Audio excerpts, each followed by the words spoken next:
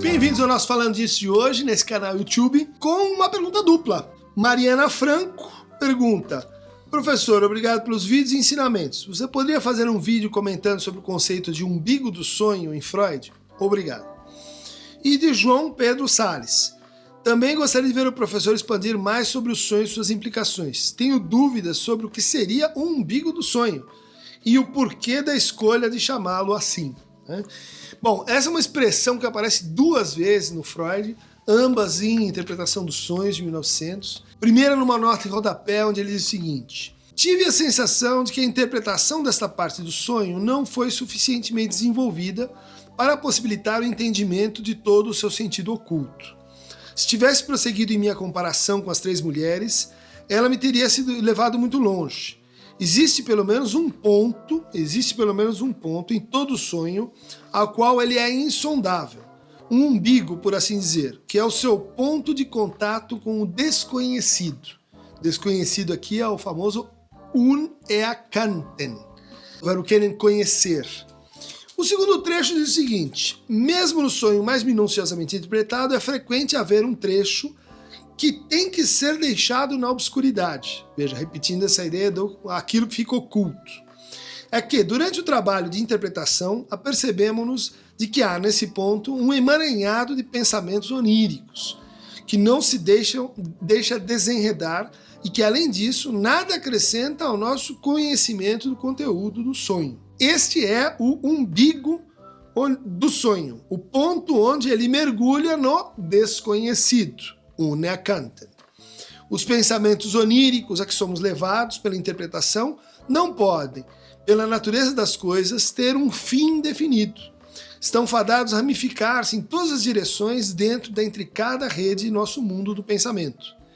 É de algum ponto em que esta trama é particularmente fechada que brota o desejo do sonho, Traumwunsch, tal como um cogumelo brota do seu micélio. Essa é uma referência muito importante, muito comentada, né, entre os psicanalistas, dentro da teoria geral do sonho, que é por onde o Freud começa a descrever, então, as diferentes maneiras pelas quais o desejo se realiza. Ele se realiza, então, simbolicamente quer dizer assim, deformadamente, fazendo valer da condensação, do deslocamento, por exemplo, traduções como duas coisas que são postas em sucessão, elas traduzem uma relação de conexidade causal. O sonho tem suas estratégias para figurar aquilo que é uma negação, a passagem do tempo, uma contradição, né? Por exemplo, dividindo o sonho em capítulos, né? Em mudanças de paisagens, né? Isso são, às vezes, uma maneira de denotar uma oposição ou uma tensão entre duas tendências ou duas séries de pensamentos oníricos. A questão fundamental é que interpretar um sonho significa reconstruir o trabalho da sua construção. Significa reenviar aquela imagem às cadeias de pensamento que se condensaram, transformando-se em imagem. Portanto, o trabalho da interpretação, ele parte Lacan vai dizer, dos significantes que são trazidos pelo sonho, e em cima disso se pedem então associações, as associações dos elementos do sonho, ou seja, o sonho não se interpreta como um bloco, né, que você traduz, tudo isso significa vou ganhar na loteria. Não é assim. Chama-se análise dos sonhos, porque a gente quebra o sonho em vários elementos e cada um desses elementos está sujeito então à associação, e essas associações elas vão levando a pontos de enodamento ou de repetição ou de entroncamento que figuram o que tipo de desejo estava recalcado a partir das reminiscências diurnas, que retomam desejos infantis, que estavam recalcados e que tem uma lógica dos traços mnêmicos de percepção que vão ser assim reconfigurados para a produção do sonho. A interpretação dos sonhos é a recuperação, reconstrução desse desejo então que estava recalcado. Só que o que é o desejo? O desejo é um retorno a um traço anterior. Bom, mas um traço anterior vai nos levar aonde? A um traço anterior ao anterior. E o anterior ao anterior vai assim por diante. E essa é a ideia que o Lacan intuiu, né, com a ideia de que um desejo é sempre o desejo de desejo, é sempre desejo de desejo de outra coisa, de que o desejo é sempre o desejo do outro, e é sempre também um outro desejo. Esse trabalho, então, justificaria que uma análise inteira poderia ser feita com a interpretação de um único sonho. Ou seja, isso é teoricamente possível, né? Na prática não acontece, mas um único sonho então nos remete ao conjunto total da vida psíquica de uma pessoa. Essa interremissão do desejo, né, faria com que a gente então imaginasse que o trabalho da análise, seja para a remoção de sintomas, seja para a superação de inibições ou atravessamento de angústias, e ele estaria então fadado a uma infinitude, porque um desejo remete a outro, e bom, o que causa um sintoma é um desejo, e aquele outro desejo também está recalcado. Isto leva, então, o Freud ao campo do originário, né, do ur. Isto leva o Lacan a pensar que nem toda a estrutura do sonho está determinada simbolicamente. Há uma posição de unerkannten, né, que resiste a ser conhecida, que resiste ao saber. E que seria, portanto, um ponto de resistência e de formação. Não só assim de origem, mas um ponto que vai se repetir na vida daquela pessoa. Um ponto, falando com Lacan, não com o Freud, né? O Lacan chamava isso de real. Né? Esse é o real que está em jogo num sonho. Um real que torna um sonho uma operação que não é só assim de representação, mas é uma operação, dizia o Freud isso, né? Ele é o guardião do sono. Então existe algo aí da passagem do estado de dormir para o acordar. E nesta passagem está o real.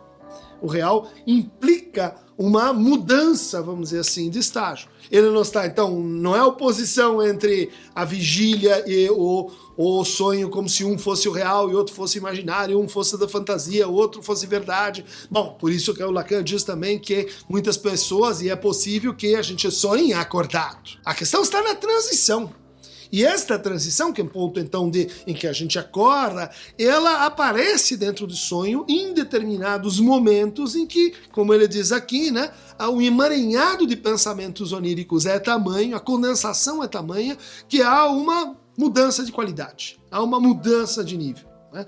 Passamos para o unerkannten, o que não pode ser conhecido, o que não cessa de não ser não conhecido. Esse é o truque que leva e dá importância para o umbigo. Né? O umbigo também não é um umbigo no sentido anatômico, não é um ponto de passagem, não é um resto. É um resto, mas é um resto que fica ali lembrando a gente que houve um antes, que a gente já foi criança, que houve uma mãe, que houve um pai, que houve um nascimento. É uma marca de onde viemos, mas é também uma marca de para onde vamos. Então, o umbigo do sonho apresenta e representa esse fragmento de real. Ele também pode ser figurado com a noção de a coisa, das Ding, né? Aquilo que está marcado pelo excesso, aquilo que está marcado pelo recuo, aquilo que está marcado pelo impensável, pelo inominável, tal qual no sonho inaugural da psicanálise, o sonho da injeção de Irma. Freud leva a esta que é uma paciente sua, né, que ele sonha com ela, ele leva ela para perto da janela, e daí a Irma abre a boca, olha só a metáfora, né, quer dizer, como um sonho toma uma atitude, né, um comportamento, você fecha a boca, você não me fala coisas para... com a concretude metafórica de uma boca que se abre, e dentro da boca ele então começa a perceber e ver, né, os cornetos nasais, e daí dentro da garganta, e daí o Freud se angustia com o que ele está vendo, não vendo, com esse ponto obscuro, e o sonho então se corta nesse ponto, e segue, ele volta então conversando com os seus 3 médicos amigos, e o sonho continua, mas o umbigo do sonho, no caso do sonho de Irma, pode ser sinalizado por este momento em que a própria imagem não se sustenta, ou ela apresenta uma fissura que leva a gente a dizer ali há algo na imagem que denuncia a insuficiência da imagem. assim como há algo na palavra ou na representação, para falar com Freud, que supera, ultrapassa o limite da representação. Isso vai aparecer também na figura do Verdrängung, ou recalque primordial. Isso vai aparecer também em várias das Urfantasias, nas fantasias fundamentais, né, que o Freud se refere, que poderiam ser entendidas então como versões, né, daquilo que no sonho aparece como seu umbigo. Para ir adiante nessa investigação sobre o umbigo dos sonhos, não posso deixar de recomendar a vocês a interpretação dos sonhos do Freud, 2 volumes, um texto incontornável e formativo até hoje para todos que lidam com a prática do inconsciente. Então, o umbigo do Falando Nisso fica aqui hoje, e clique no Aqueronta Movebo, que é uma alusão também à ideia daquilo que não pode ser conhecido, né? Não posso me mover para as coisas conhecíveis, vou para a obscuridade, que vocês viram aqui, está mencionado em 2 pontos, onde o Freud fala do umbigo do sonho. Até a próxima!